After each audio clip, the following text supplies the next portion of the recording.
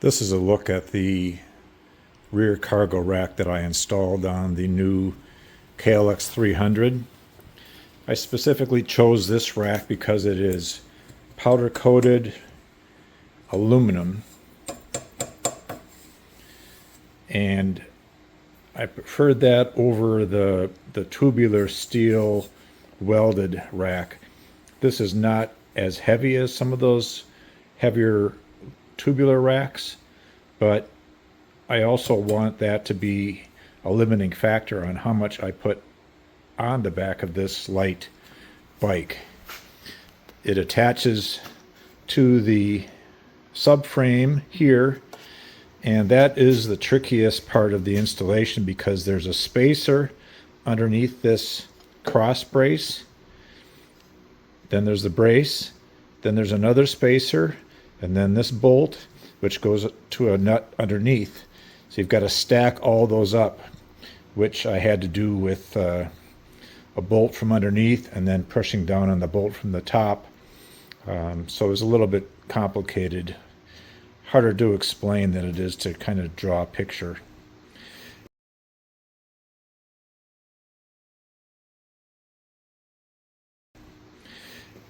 This cross brace is where the side brackets mount if and when I decide to add panniers, which may never happen, but those bolt on here, and then down to this point if I want to add the side panniers, but I have rackless panniers already, so I probably won't do that.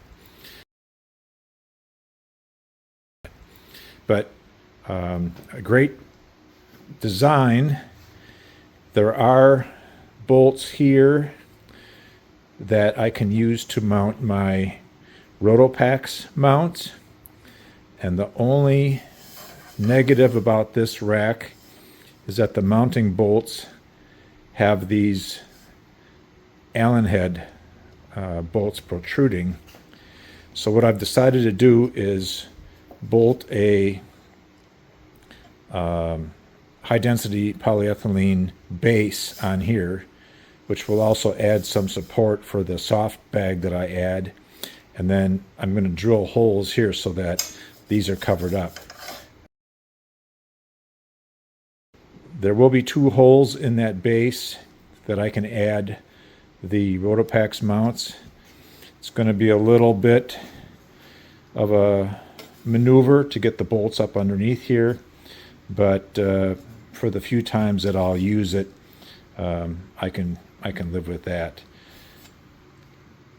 The mounts at the front here, or the bolts I should say, will come out to remove these side panels to access the battery and some of the other components, but that's just two small bolts. But it's very, very sturdy.